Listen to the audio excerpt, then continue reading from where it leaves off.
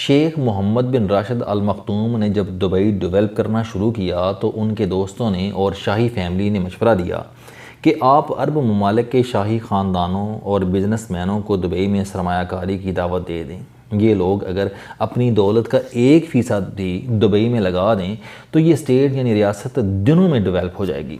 شیخ راشد یہ سن کر مسکرائے اور پھر بولے، آپ لوگ فکر نہ کریں، میں اس ملک میں ایک ایسا کنواں کھود رہا ہوں جس کا پانی پینے پوری دنیا کے رئیس اور بادشاہ یہاں آئیں گے۔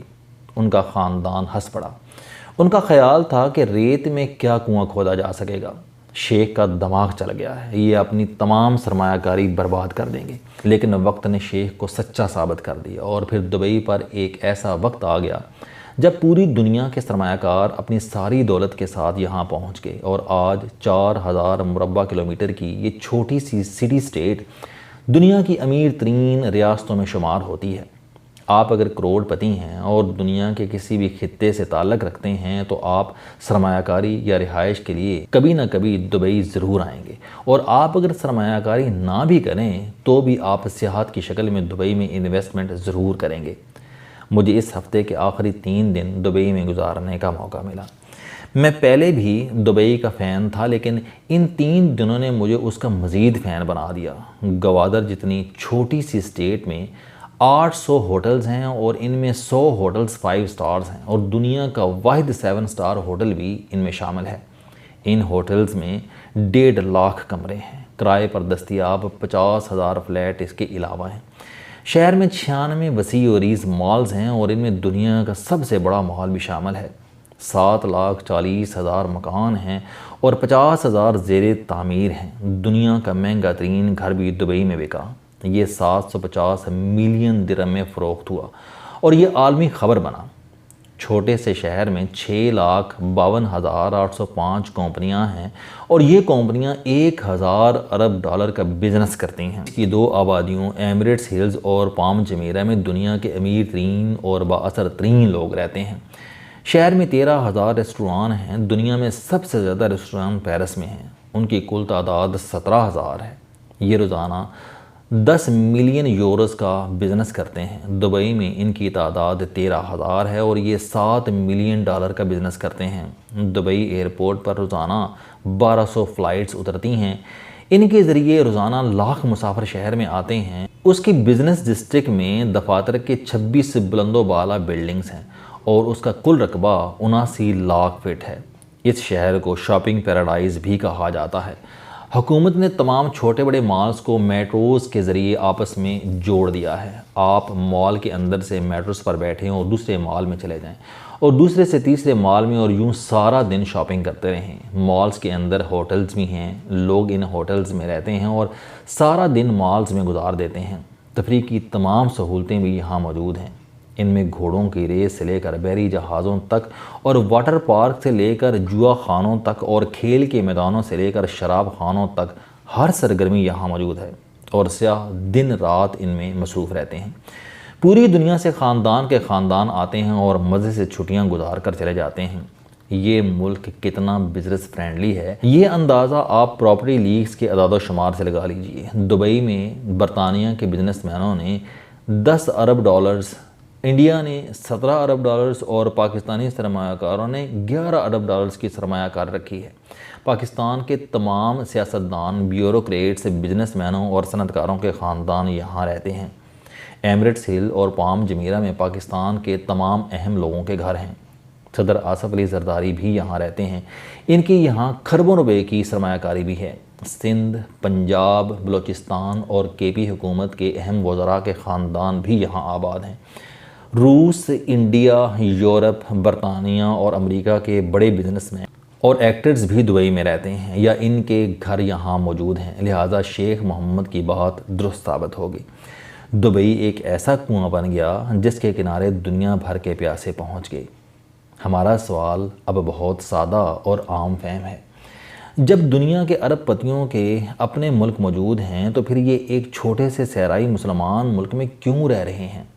آپ اگر دبئی سے ذرا باہر نکلیں تو آپ کو لکو تک صحرا کے علاوہ کچھ دکھائی نہیں دیتا۔ موسم گرما میں درجہ حرارت 50 ڈگری سینٹی گریڈ تک چلا جاتا ہے اور اگر بارش ہو جائے تو آدھا ملک پانی میں ڈوب جاتا ہے۔ لہٰذا پھر سوال یہ ہے کہ لوگ اپنا ہرا بھرا اور شاندار ملک چھوڑ کر یہاں کیوں رہتے ہیں؟ اس کا بہت ہی سیدھا اور آسان جواب ہے۔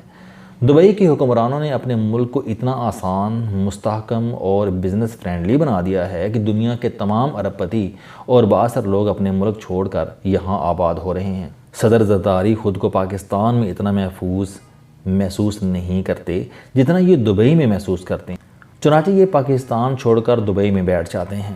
پاکستانی بزنس مین بھی اپنے خاندانوں کو دبئی میں پاکستان کے مقابلے میں زیادہ سیف میں سمجھتے ہیں، لہذا یہ خود پاکستان اور ان کے خاندان دبئی میں رہتے ہیں۔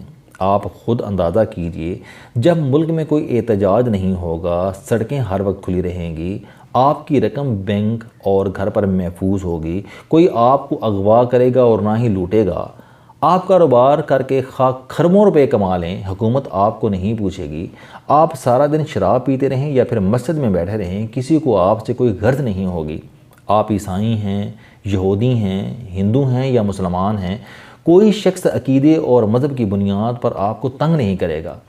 حکومت ایک دن میں ٹیکس پالیسی بدل کر آپ کو ارب پتی سے ککھ پتی نہیں بنائے گی۔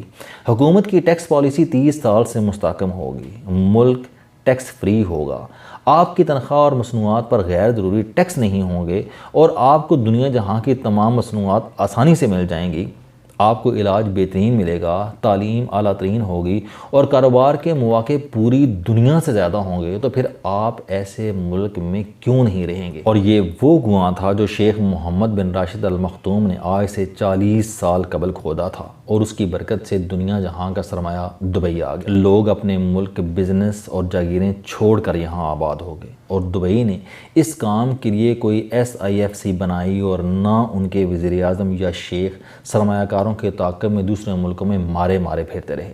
انہوں نے کسی برادر اسلامی ملک سے سرمایہ کاری اور بھائی چارے کی درخواست نہیں کی، انہوں نے ملک میں صرف سرمایہ کاری کا ماحول پیدا کیا اور دنیا جہاں کا سرمایہ پانی کی طرح، ڈھلوان کی طرح بہتا ہوا دبئی پہنچ گیا۔ ہمیں بھی دبئی سے سیکھنا چاہیے۔ ہم کچھ نہ کریں، چین سے اپیل کریں، نہ سعودی عرب، قطر اور امریکہ کے پیچھے مارے پھریں، ہم صرف ملک کے 5 شہروں کو دبئی بنا دیں، ان شہروں میں امن قائم کر دیں، لا اینڈ آرڈر مستقل کر دیں، انصاف قائم کر دیں، معاشی پالیسی مستحکم کر دیں اور لوگوں کو کھل کر کمانے دیں۔ پاکستان کو کسی کی محنت نہیں کرنی پڑے گی۔ آپ ہماری بے وقوفی دیکھیں، ہم پوری دنیا کو سرمایہ کاری کی دعوت دے رہے ہیں، لیکن ہمارے اپنے سرمایہ کار دبئی میں بیٹھے ہیں۔ ہمارے اپنے سیاستدانوں، بیوروکریٹس اور حکمرانوں نے اپنے گھر اور اپنے بچے دبئی میں رکھے ہوئے ہیں۔ یہ حکمرانی پاکستان پر کرتے ہیں لیکن رہتے دبئی میں ہیں، لہٰذا پھر ایسے ملک میں جس پر اپنے لوگوں کا اعتبار نہ ہو، اس پر غیر اعتبار کیوں کریں گے؟ جس ملک کا صدر پاؤں کی موچ کا علاج بھی دبئی میں کراتا ہو، جس کی پراپرٹی اور بزنس دبئی میں اور وہ وہاں اپنی ملک کے بجائے بغیر پروٹوکول اور سیکیورٹی کے گھوم سکتا ہو، جس میں جنرل مشرف بھی اپنی زندگی کا آخری حصہ گزارا ہو، جس میں deputy prime minister Ishaq Dar کا خاندان اور سرمایہ رہائش پذیر ہو، جس میں وزیر خزانہ بھی اپنا سرمایہ محفوظ سمجھتا ہو اور جس میں پاکستان کے تمام صنعت کاروں اور بزنس مینوں کے پیسے جمع ہوں، اس ملک کی سرمایہ کاری کی اپیل پر سرمایہ کار اپنا پیسہ وہاں کیوں لگائیں گے؟ آپ دل پر ہاتھ رکھ کر جواب دیں۔ اگر آپ کے پاس کروڑ ڈالر ہوں اور آپ پاکستانی ہوں، آپ کے پاس دبئی یا پاکستان کا آپشن ہو، تو پھر آپ کروڑ ڈالر کہاں لگائیں گے؟ آپ کے جواب میں سب کچھ پنہاں ہے۔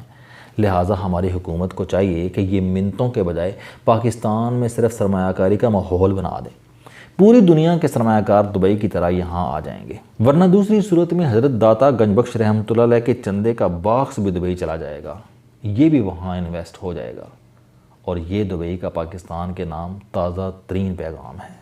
السلام علیکم، آپ اسٹوڈنٹ ہیں، کوئی جاب کرتے ہیں، کاروبار کرتے ہیں، یا پھر آپ گھریلو زندگی گزار رہے ہیں۔ اگر آپ اپنی زندگی کو بدلنا چاہتے ہیں تو اس چینل علم دوستی پر آپ زندگی میں کامیابی کے لیے جاوید چوہی صاحب کے موٹیویشنل، سوشل، سیلف ڈسکوری سے ریلیٹڈ اور صحت سے متعلق بے شمار کالم سن سکتے ہیں۔